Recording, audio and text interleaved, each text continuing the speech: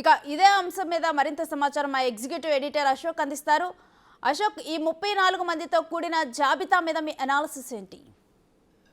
Yes, 34 మంది లిస్టులో సంచలనాలంటూ ఏమీ లేవు, కానీ కొంతమంది పేర్లు మాత్రం ఎక్స్పెక్ట్ చేసిన వాళ్ళకి సీట్లు రాలేదని చెప్పాల్సి ఉంటుంది. సో వాళ్ళందరినీ కూడా పార్టీ ముందుగానే కన్విన్స్ చేసిన తర్వాత ఈ లిస్టు విడుదల చేసినట్టు తెలుస్తుంది. కొన్ని చోట్ల మాత్రం ఆ ఎక్స్పెక్ట్ చేసిన అభ్యర్థులకు కాకుండా వాళ్ళ కుటుంబ సభ్యులకి, అంటే వాళ్ళ కూతుళ్లకు సీట్లు కేటాయించిన సందర్భం కూడా మనం ఇక్కడ చూడాల్సి ఉంటుంది. ఒకటి పర్టికులర్గా విశాఖ నరసన్నపేట బొగ్గు రమణమూర్తి మొదటి నుంచి కూడా ఎక్స్పెక్టెడ్ క్యాండిడేట్, సో అతనికే సీటు కేటాయించారు. అట్లాగే గాజువాక ఇది జనసేన కిందకి వెళ్తుందని భావించారు. ఇదే గాజువాక నుంచి గతంలో పవన్ కళ్యాణ్ పోటీ చేసి ఓడిపోయారు కాబట్టి మళ్ళీ అక్కడి నుంచే పోటీ చేస్తారన్న ప్రచారం కూడా జరిగింది. అందువల్ల పల్లా శ్రీనివాస్కి ఈసారి త్యాగం తప్పదు అన్న ప్రచారం ఆ పార్టీలోనే కొనసాగింది. అనూహ్య పరిణామాల నేపథ్యంలో ఆ సీట్ని జనసేనకు తెలుగుదేశం పార్టీ ఇవ్వనట్టుగానే తెలుస్తుంది. సో జనసేన అడగలేదా లేకపోతే టీడీపీ ఇవ్వలేదా అన్న దాని మీద పూర్తి స్థాయి క్లారిటీ అయితే లేదు. పవన్ కళ్యాణ్ పోటీ చేసి ఓడిపోయిన స్థానం నుంచి మళ్ళీ ఆయనే పోటీ చేస్తారంటూ విపరీతమైన ప్రచారం జరిగినప్పటికీ చివరికి టీడీపీ అక్కడి నుంచి బరిలోకి దిగుతోంది. జనసేన ఈసారి త్యాగం చేసినట్టుగా భావించాల్సి ఉంటుంది. పల్లా శ్రీనివాస్ పార్టీ కోసం చాలా కష్టపడ్డారు. సో ఎన్నో సందర్భాల్లో ఆయన ఆస్తులపైన దాడులు జరిగినా కష్టకాలంలో పార్టీకి అండగా నిలిచారు. ఎన్నోసార్లు జైలుకు కూడా వెళ్ళొచ్చారు. సో ఈ నేపథ్యంలో పల్లా శ్రీనివాస్కి తిరిగి తెలుగుదేశం పార్టీ సీటు కేటాయించింది. అనకాపల్లి జిల్లా నుంచి చోడవరం కేఎస్ఎన్ రాజు మొదటి నుంచి కూడా పార్టీతోనే ఉన్నారు. సో ఇక్కడ పెద్ద సంచలనం ఏమీ లేదు.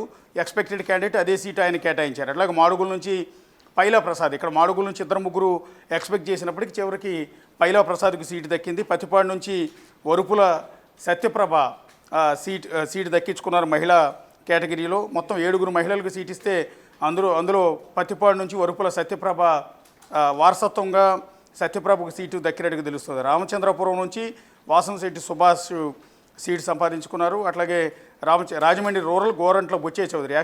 యాక్చువల్గా ఈ రాజమండ్రి రూరల్ అనేది జనసేన టికెట్ అడిగింది.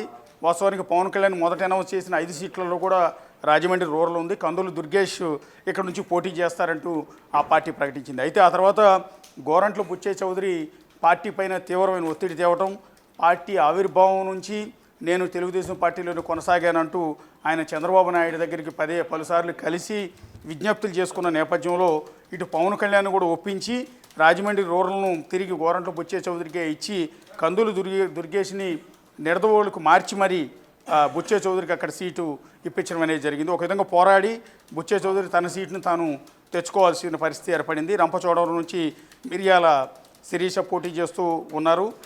బహుశా గతంలో రంపచోడవరంలో మిరియాల శిరీష పెద్దగా పాపులర్ కాదు, కానీ తప్పనిసరి పరిస్థితుల్లో అక్కడ మహిళా కేటగిరీలో మిరియాల శిరీషకు సీట్ ఇవ్వాల్సి ఉంటుంది. రంపచోడవరం నుంచి ఇంకో 2-3 గతంలో టీడీపీ కోసం పనిచేసిన సీనియర్ నాయకులు ఉన్నప్పటికీ వాళ్ళందరినీ పక్కన పెట్టి మిరియాల శిరీషకు ఈసారి సీటు కేటాయించడం జరిగింది. కొవ్వూరు నుంచి ఒక విధంగా చెప్పాలంటే మాజీ మంత్రి జవహర్కు షాక్ ఇచ్చినట్టుగానే మనం భావించాల్సి ఉంటుంది. ఆయన చాలా ఆశలు పెట్టుకున్నారు. గతంలో ఇదే స్థానం నుంచి గెలిచారు. 2014-19 మధ్య ఆయన ఎక్సైజ్ శాఖ మంత్రిగా పనిచేశారు. ఆ తర్వాత 2019లో మాత్రం ఆయన కొవ్వూరు నుంచి కాదని అక్కడ అనితను బరిలోకి దింపి ఈయన్ని తిరువూరు నుంచి జవహర్ను పోటీ చేయించారు. ఆ తర్వాత తిరువూరులో ఆయన రక్షణ నిధి మీద ఓటమి పాలయ్యారు. మళ్ళీ ఈసారి అయినా సరే తనకి ఎక్కడి నుంచే సీట్ వస్తుంది, తాను ఎక్కడి నుంచి అయితే గతంలో గెలిచి మంత్రి అయ్యారో అదే స్థానం నుంచి సీట్ వస్తుందని జవహర్ భావించారు. కానీ తెలుగుదేశం పార్టీ అధిష్టానం మాత్రం ఇదిగో జవహర్ని ఈసారి పక్కన పెట్టింది. ఆయన స్థానంలో గతంలో గోపాలపురం నియోజకవర్గంలో పార్టీ కోసం పనిచేసిన ముప్పిడి వెంకటేశ్వరరావుని తీసుకొచ్చి కొవ్వూరు నుంచి బరిలోకి దింపడం జరిగింది. ఇక దెందులూరు నియోజకవర్గం అయితే చింతమనేని ప్రభాకర్కు సీటు దక్కదని నిన్న సాయంత్రం వరకు కూడా ప్రచారం జరిగింది. ఎట్టి పరిస్థితిలో కూడా ఆయన సర్వేలన్నీ కూడా ఆయనకు వ్యతిరేకంగా ఉన్నాయి. అబ్బాయి చౌదరిని ఢీకొనాలి అంటే చింతమనేని ప్రభాకర్ అయితే తట్టుకోలేరు. ఎందుకంటే ఆయన వ్యవహార శైలి పార్టీకి ఇబ్బందిగా ఉందని ఐవీఆర్ఎస్ సర్వేల్లో కూడా అనేక రిపోర్ట్లు అన్నీ కూడా నెగిటివ్గా రావడంతో ఆయన తప్పించాలన్న ఆలోచనతో తెలుగుదేశం పార్టీ మొదట నిర్ణయం తీసుకుంది.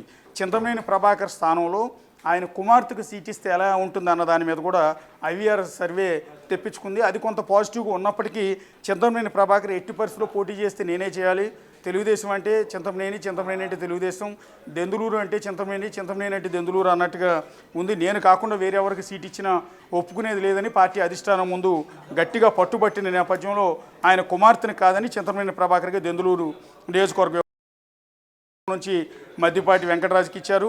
పెదకూరపాడు ఇక్కడ మాజీ ఎమ్మెల్యే కొమ్మాలపాటి శ్రీధర్ ఉన్నారు. ఆయన తీవ్రస్థాయిలో పట్టుబట్టారు. గత 5 ఏళ్లలో నేను పార్టీ కోసం పనిచేశాను, నాకు సీట్ ఇవ్వాలని పెద్ద ఎత్తున ఒత్తిడి తెచ్చారు. కానీ పెదకూరపాడు నుంచి కొమ్మాలపాటి శ్రీధర్ మీద ఉన్న వ్యతిరేకత నేపథ్యంలో భాష్యం ప్రవీణ్ అనే కొత్త వ్యక్తిని ఈసారి బరిలోకి దించారు. ఇంతకుముందు రాజకీయ అనుభవం లేని వ్యక్తి అని చెప్పాల్సి ఉంటుంది. గత 2 ఏళ్ల నుంచి కాస్త కూస్త పార్టీలు యాక్టివ్గా తిరుగుతున్నారు. వాస్తవానికి భాష్యం ప్రవీణ్ హైదరాబాద్లో రియల్ ఎస్టేట్ వ్యాపారం చేస్తూ ఉన్నారు. గుంటూరు వెస్ట్ నుంచి ఆయన సీట్ ఆశించారు. కానీ ఆయనకు అనూహ్యంగా పెదకూరపాడు నియోజకవర్గం నుంచి పోటీ చేయాల్సిన పరిస్థితి ఏర్పడింది. ఇక్కడ విచిత్రం ఏంటంటే already Pedakurapadu sitting MLA Namburi Shankar Rao ఎవరైతే ఉన్నారో ఆ శంకర్రావుకు అల్లుడు వరుస అవుతారు భాష్యం ప్రవీణ్. సో మామ మీద అల్లుడు ఈసారి పోటీ చేస్తూ ఉన్నారు. అట్లా గుంటూరు వెస్ట్ పిడుగురాళ్ళ మాధవి ఇక్కడ భాష్యం ప్రవీణ్ ఎక్స్పెక్ట్ చేశారు. అట్లా ఆలపాటి రాజా ఎక్స్పెక్ట్ చేశారు. ఉయ్యూరు శ్రీనివాస్ అనే మరొక ఎన్ఆర్ఐ క్యాండిడేట్ కూడా ఇక్కడ నుంచి పోటీ చేయాలని భావించారు. ఆయన అదే గుంటూరు వెస్ట్లో సీట్ ఆశించి ఆ ఎన్ఆర్ఐ ఏర్పాటు చేసిన బహిరంగ సభలోనూ తొక్కిసలాట, చీరల పంపిణీలో తొక్కిసలాట జరిగి 4 చనిపోవడం కూడా జరిగింది. సో ఆ వివాదం తర్వాత ఉయ్యూరు శ్రీనివాస్ వెనక్కి తగ్గారు. ఆ తర్వాత ఆలపాటి శ్రీనివాస్ సీట్ నాకేనన్నారు. ఇట్లా చాలామంది ఈ సీటు కోసం ఎక్స్పెక్ట్ చేశారు. కానీ ఎప్పుడైతే వైఎస్ఆర్ కాంగ్రెస్ పార్టీ చిలకలూరుపేట నుంచి మంత్రి విడుదల రజనీని తీసుకొచ్చి గుంటూరు వెస్ట్ నుంచి పోటీలోకి దింపుతోందో, సో విడుదల రజనీని ఫేస్ చేయాలి అంటే ఒక మహిళని దింపాలన్న ఉద్దేశంతో పిడుగురాళ్ళ మాధవిని టీడీపీ అధిష్టానం అక్కడ నుంచి బరిలోకి దింపుతూ ఉన్నారు. గుంటూరు ఈస్ట్ నుంచి మహమ్మద్ నజీర్ని రంగంలో దింపారు. అట్లా గురజాల ఎరపతినేని శ్రీనివాసు కూడా టికెట్ దక్కుతుందో లేదా అన్న ప్రచారం విపరీతంగా సాగింది. ఆయన కాకుండా జంగా కృష్ణమూర్తికి పార్టీ మారి ఈ మధ్య వచ్చారు తెలుగుదేశం పార్టీలోకి, బీసీ నేతగా ఉన్నారు. సో ఎరపతినేని మీద వ్యతిరేకత ఉంది కాబట్టి నాకు సీట్ ఇవ్వాలని ఆయన పట్టుబట్టారు. ఆయనతో పాటు అదే గురజాల నియోజకవర్గంలో మరికొంతమంది చిన్నకమ్మ పెదకమ్మ అంటూ క్యాస్ట్ ఈక్వేషన్స్ కూడా తీసుకొచ్చి మరొక డాక్టర్ కూడా సీటు కోసం ప్రయత్నం చేశారు. అయితే అనూహ్య పరిణామాల నేపథ్యంలో అందరినీ కాదని ఆఖరికి పార్టీ మారి వచ్చిన జంగా కృష్ణమూర్తి లాంటి వారిని కూడా కాదని ఎరపతిని శ్రీనివాసరావుకే తిరిగి గురజాల టికెట్ ఇవ్వడం అనేది జరిగింది. అట్లాగే కందుకూరు ఇంటూరు నాగేశ్వరరావు కేటాయించారు. మార్కాపురం కందుల నారాయణ రెడ్డి వీళ్ళందరూ ఎక్స్పెక్టెడ్ క్యాండిడేట్స్. ఎందుకంటే ఇక్కడ పోటీ కూడా పెద్దగా లేదు. గెదలూరు అశోక్ రెడ్డి కూడా పెద్దగా కాంపిటీషన్ లేదు. అట్లాగే ఆత్మకూరును ఆనం రామనారాయణ రెడ్డి ఆయన ప్రస్తుతం వెంకటగిరి సిట్టింగ్ ఎమ్మెల్యేగా ఉన్నారు. ఆయన వైఎస్ఆర్ కాంగ్రెస్లో గెలిచి ఆ తర్వాత టీడీపీలోకి రీసెంట్గా చేరారు. సో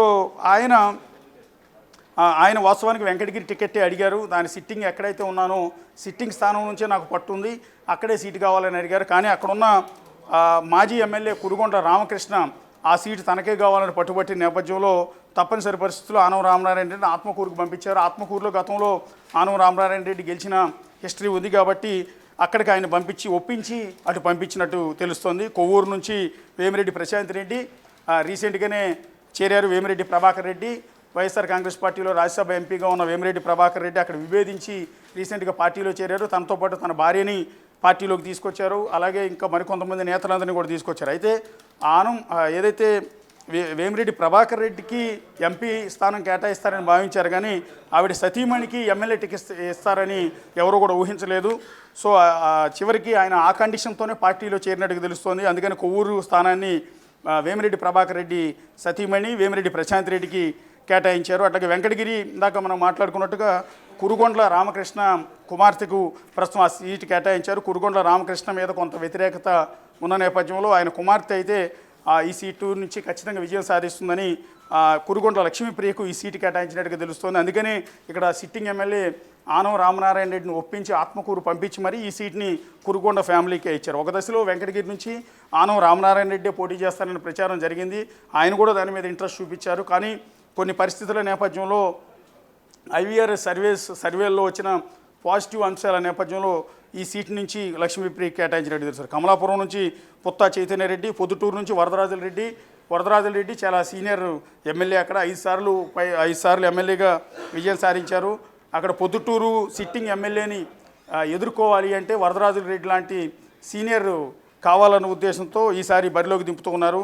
నందికొట్కూరు నుంచి గిత్తా జయసూర్యని బరిలోకి దింపుతూ ఉన్నారు. ఈయన కూడా కాన్స్టిట్యున్సీలో చాలా కాలం నుంచి పనిచేసుకుంటూ వస్తూ ఉన్నారు.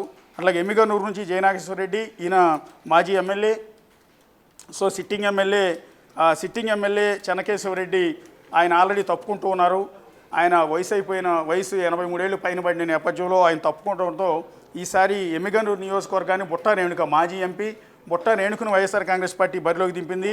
సో ఆమెను ఫేస్ చేయాలి అంటే జయనాగేశ్వర రెడ్డి ఇదే స్థానం నుంచి గతంలో గెలిచిన అనుభవం ఉంది. జయనాగేశ్వర రెడ్డి తండ్రి కూడా అక్కడ ఎమ్మెల్యేగా గెలిచిన అనుభవం ఉంది. సో జయనాగేశ్వర రెడ్డి అయితే గట్టి పట్టు ఇస్తారన్న ఉద్దేశంతో ఆయనకే సీటు కేటాయించారు. మంత్రాలయం నుంచి తిక్కారెడ్డిని కాదని రాఘవేందర్ రెడ్డికి సీటు కేటాయించింది టీడీపీ అధిష్టానం. తిక్కారెడ్డికి సర్ది చెప్పినట్టుగా తెలుస్తోంది. So Tikkareddy actually seat expect చేశారు. ఆయన ఎన్నికల ప్రచారం కూడా చేస్తూ ఉన్నారు. ఇవే నాకు చివరి ఎన్నికలు, ఈసారి ఖచ్చితంగా గెలిపించండి అన్నారు. 2019లో కూడా ఆయన ఫైరింగ్ జరిగింది. ఆయన సొంత గన్మెన్ గాల్లో కాల్పు జరపడంతో అది ఆయన ఒంట్లోంచి దూసుకుపోవడం లాంటి ఘటనలు కూడా చోటు చేసుకున్నాయి. సో ఎన్నోసార్లు పోటీ చేస్తున్నాను, బాలనాగిరెడ్డి మీద ఓడిపోతూ ఉన్నాను, ఈసారి చివరి ఎన్నికలు నన్ను గెలిపించండి అంటూ ఆయన ప్రజల దగ్గరికి వెళ్ళి వేడుకుంటూ ఉన్నారు. అయినా కూడా ఎక్కడ ఆయన తిక్కారెడ్డికి ఈసారి సీటు కేటాయించలేదు. రాఘవేందర్ రెడ్డికి సీటు ఇవ్వటం అనేది జరిగింది. అట్లాగే పుట్టపర్తి నుంచి పల్లె సింధూరారెడ్డి, ఈయన పల్లె రఘునాథ రెడ్డి మాజీ మంత్రి, ఆయన సీట్ ఎక్స్పెక్ట్ చేస్తున్నారు. ఒక దశలో అసలు పల్లె రఘునాథ రెడ్డి మీద వ్యతిరేకత ఎక్కువ ఉంది, ఆయనకి సీట్ ఎవరు వేరొకరికి సీటు కేటాయిస్తారని ప్రచారం జరిగింది. అయితే ఆ తర్వాత పల్లె రఘునాథ రెడ్డి నాకే సీటు కావాలని పట్టుబట్టారు. లేదా నాకు ఇవ్వని పక్షంలో నా ఫ్యామిలీ మెంబర్స్ కానీ ఇవ్వాలి, కానీ వేరొకరికి సీట్ ఇస్తే ఒప్పుకునేది లేదంటూ పట్టుబట్టడంతో పల్లె సింధూరారెడ్డి ఆయన కుమార్తెకు సీటు కేటాయించడం జరిగింది. అట్లాగే కదిరి నుంచి కందికుంట యశోదేవికి సీట్ ఇచ్చారు. మదనపల్లి నుంచి షాజహాన్ బాషా, ఈయన మాజీ ఎమ్మెల్యే. అట్లాగే పొంగనూరు నుంచి ఎక్స్పెక్టెడ్ క్యాండిడేటే, చాలా కాలం నుంచి ప్రచారం ఉన్న చంద్రబాబు కూడా అక్కడికి వెళ్ళిన సందర్భంలో పేరు కూడా ప్రకటించేశారు గతంలో. చెల్లా రామచంద్రారెడ్డి అంటారు. ఈయన పెద్దిరెడ్డి రామచంద్రారెడ్డిని ఫేస్ చేస్తూ ఉన్నారు. పెద్దిరెడ్డి రామచంద్రారెడ్డితో ఫైట్ చేసే క్రమంలో ఆయన ఎన్నో కేసులను కూడా ఎదుర్కొన్నారు. చాలా కాలం జైల్లో కూడా ఉండొచ్చారు. సో రీసెంట్గా కూడా పొంగనూరులో జరిగిన గొడవలు ఏదైతే అల్లర్లు జరిగాయో, పోలీసు వాహనాల ధ్వంసం, ఈ కేసుల్లో కూడా చెల్లాబాబు కేసులు ఎదుర్కోవాల్సి వచ్చింది. సో అక్కడ పెద్దిరెడ్డి రామచంద్రారెడ్డిని ఎదుర్కోవాలంటే చెల్లాబాబు తప్ప మరొక ఆల్టర్నేటివ్ కూడా టీడీపీకి లేదని చెప్పాల్సి ఉంది. ఎందుకంటే అక్కడ ఎక్స్పెక్టెడ్ క్యాండిడేట్స్ కూడా ఎవరు లేరు, చెల్లాబాబు తప్ప. సో అందుకని అక్కడ నుంచి సీటు కేటాయించారు. అట్లాగే చిత్తూరు చంద్రగిరి నుంచి చెవిరెడ్డి భాస్కర్ రెడ్డిని మీద గతంలో 2 సార్లు పోటీ చేసి ఓడిపోయిన పులవర్తి వెంకట మణిప్రసాద్, పులవర్తి నాని అంటారు, ఆయనకే మళ్ళీ సీటు దక్కించుకున్నారు. వాస్తవానికి పులివర్తి నానికి ఈసారి సీటు దక్కదంటూ విపరీతమైన ప్రచారం జరిగింది. అయినా కూడా అక్కడ నుంచి మళ్ళీ, ఎందుకంటే కొత్త పేర్లన్నీ కూడా చంద్రగిరి నియోజకవర్గం నుంచి వచ్చాయి. అది గల్లారున పోటీ చేస్తారని కొంతకాలం జరిగింది, గల్లారున కుమార్తె పోటీ చేస్తారని, లేదా గల్లారున ప్రిఫర్ చేసిన వ్యక్తులు పోటీ చేస్తారని ఇట్లా రకరకాల ప్రచారం జరిగినప్పటికీ చివరికి పులివర్తి నానికే ఆ టికెట్ దక్కింది. అట్లాగే శ్రీకాళహస్తి నుంచి బొజ్జల వెంకట సుధీర్ రెడ్డి, ఈయన గతంలో ఆయన తండ్రి మంత్రిగా ఉన్నారు, బొజ్జల గోపాలకృష్ణారెడ్డి. సో ఆయన మరణానంతరం సుధీర్ రెడ్డి పోటీ చేసి ఓడిపోయారు. సో మళ్ళీ ఆయనకే సీటు దక్కించారు. అట్లాగే సత్యవేడు కోనేటి ఆదిమూలం, ఈయన sitting MLA, YSR Congress party తరఫున సిట్టింగ్ ఎమ్మెల్యేగా ఉన్నారు. రీసెంట్గానే పార్టీ మారారు. పార్టీ మారిన వెంటనే ఆయనకి తెలుగుదేశం పార్టీ అదే స్థానం నుంచి, సిట్టింగ్ స్థానం నుంచి టీడీపీ టికెట్ కేటాయించడం జరిగింది. పూతలపట్టు నుంచి డాక్టర్ కలికిరి మురళీమోహన్, ఇతను సీనియర్ జర్నలిస్ట్ అయిన, అనేక టీవీ ఛానళ్ళలో కూడా జర్నలిస్ట్గా పనిచేసి ఆ తర్వాత తెలుగుదేశం పార్టీలో చేరారు. రీసెంట్గానే ఆయన టికెట్ దక్కించుకోవడం అనేది జరిగింది. టోటల్గా ఇవాళ అనౌన్స్ చేసిన 34లో ఇందాక నేను చెప్పినట్టుగా సంచలనాలు అయితే లేవు. కాకపోతే 1-2 చోట్ల ప్రతిఘటనలు ఖచ్చితంగా ఉండే అవకాశం ఉంటుంది.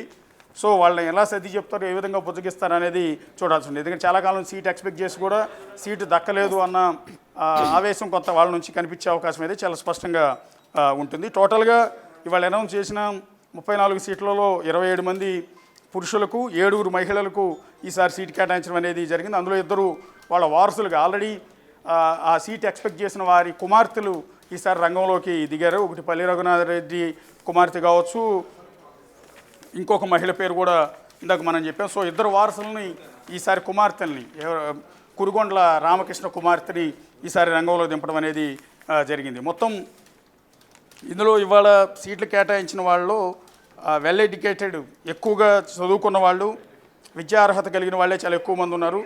పిహెచ్డీ చేసిన వాళ్ళు ఒకళ్ళు, పోస్ట్ గ్రాడ్యుయేట్ 11 మంది, గ్రాడ్యుయేట్ 9 మంది, ఇంటర్మీడియట్ చదివిన వాళ్ళు 8 మంది, 10th బిలో 5 ఉన్నారు. సో టోటల్గా ఇవాళ అనౌన్స్ చేసిన సీట్లలో అయితే వివాదాలు కానీ సంచలనాలు కానీ ఏమీ లేవు. సో కొంతమంది సీట్ల కోసం ఇటు సీనియర్లు దేవినేని ఉమా కానీ గంటా శ్రీనివాసు కళా వెంకట్రావు ఇటు సోమిరెడ్డి వీళ్ళ పేర్లు ఇంకా రిలీజ్ కాలేదు. అదేవిధంగా ఈ సీనియర్లు అసలు ఏ నియోజకవర్గాల నుంచి పోటీ చేయబోతున్నారు అనేది కూడా ఇప్పటివరకు ఏ విధమైన అనౌన్స్మెంట్ కూడా చేయలేదు. వీటిని ఎలా చూడాలి?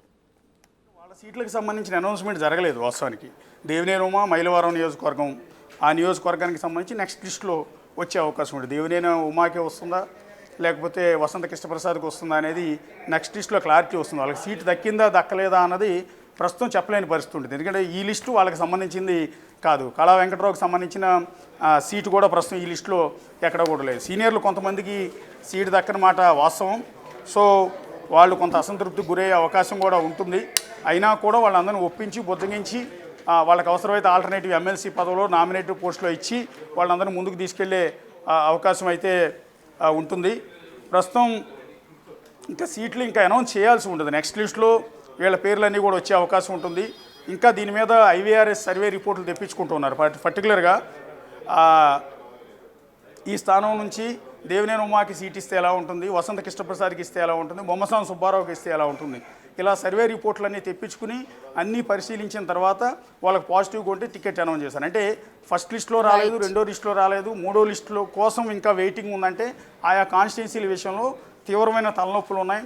సో క్యాండిడేట్ సెలక్షన్ విషయంలో ఇబ్బందులు ఉన్నాయి కాబట్టి డిలే జరుగుతున్నట్టుగా తెలుస్తుంది. దీనికి కొంత ప్రాసెస్ ఉంటుంది. కొంత టైం తీసుకున్న తర్వాత ఈ లిస్ట్ అంతా కూడా అనౌన్స్ చేసే అవకాశం ఉంటుంది. Right, thank you Ashok.